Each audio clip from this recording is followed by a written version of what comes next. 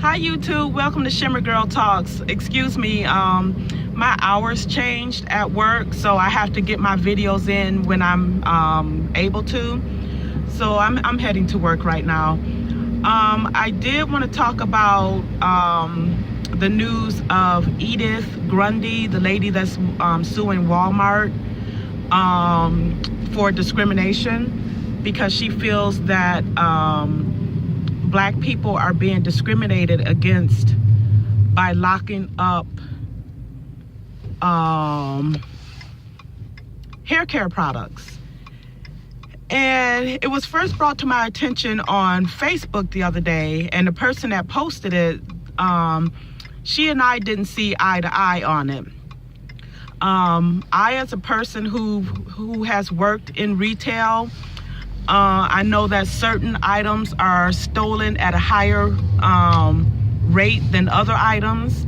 Therefore, the company and the store, to protect themselves, they have to take the extra precautions. And part of me wants to say I'm all for calling out a store for racial discrimination, because if you're Black in this country, you have been profiled going into a store.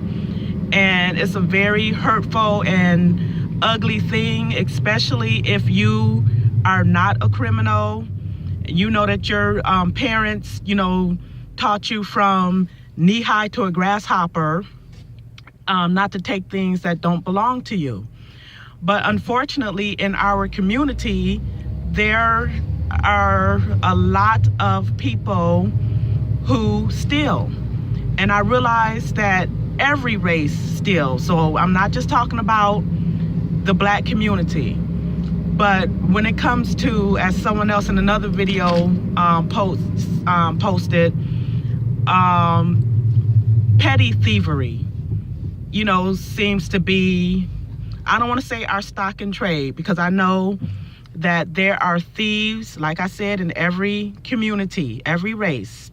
I used to work in West Bloomfield, Michigan. And for those who may not be associated or know that, that's like the Beverly Hills of Michigan. Maybe not quite as rich as Beverly Hills, but, and people would come in there and steal.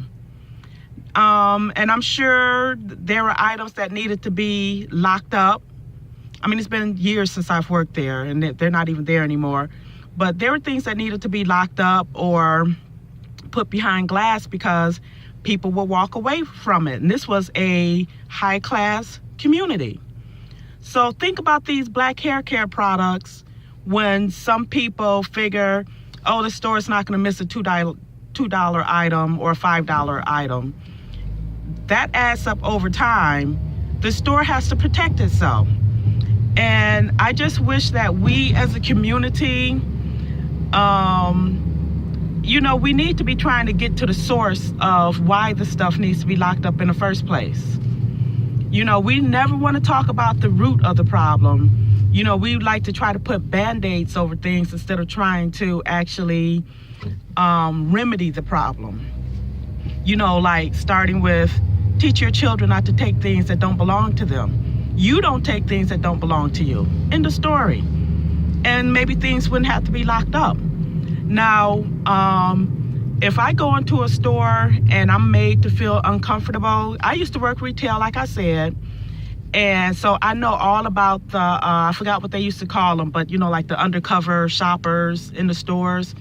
So I know all about them, and a lot of times I can kind of point them out because, I worked in retail for like 15 years of my life.